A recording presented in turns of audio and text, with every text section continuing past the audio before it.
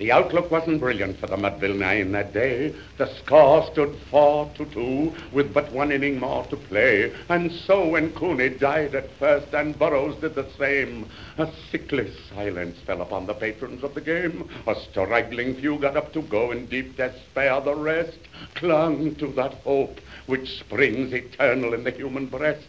They thought if only Casey could but get a whack at that, we'd put up even money now with Casey at the bat. But Flynn preceded Casey, as did also Jimmy Blake, and the former was a no good and the latter was a fake. So upon that stricken multitude grim melancholy sat, for there seemed but little chance of Casey's getting to the bat.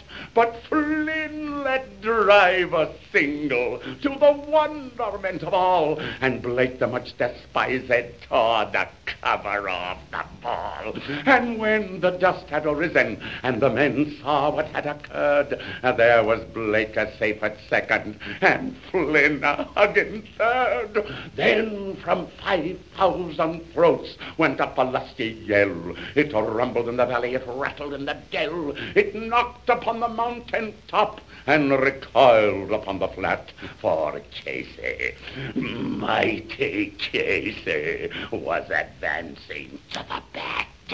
There was pride in Casey's bearing as he stepped into his place. There was ease in Casey's manner and a smile on Casey's face. And when, responding to the cheers, he lightly doffed his hat, no stranger in the crowd could doubt 'twas Casey at the bat.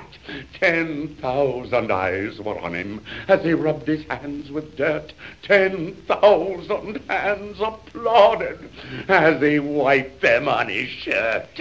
And when the writhing pitcher ground the ball into his hip, defiance gleamed in Casey's eye, a sneer curled Casey's lip. And now the leather-covered sphere came hurtling through the air, and Casey stood watching it in lofty grandeur there. Close by the sturdy batsman the ball unheeded sped. That ain't my style, said Casey.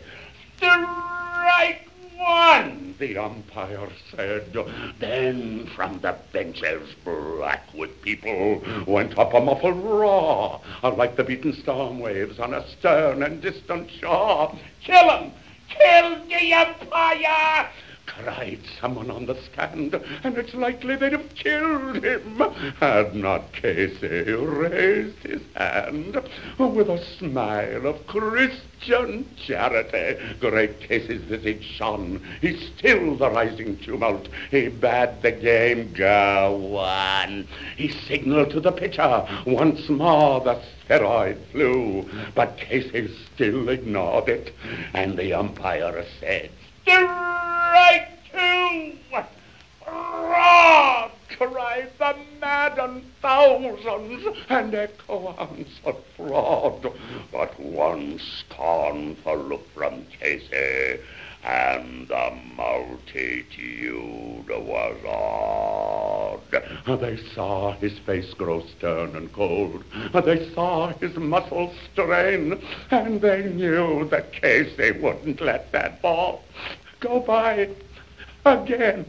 The smile is gone from Casey's face. His teeth are clenched in hate. He pounds with cruel violence his bat upon the plate. And now the pitcher holds the ball, and now he lets it go. And now the air is shattered by the force of Casey's blow. Oh, somewhere in this favored land the sun is shining bright. Somewhere bands are playing. Somewhere hearts are light. Somewhere men are laughing, and somewhere children shout. But there is no joy in Mudville. Mighty Casey has struck out.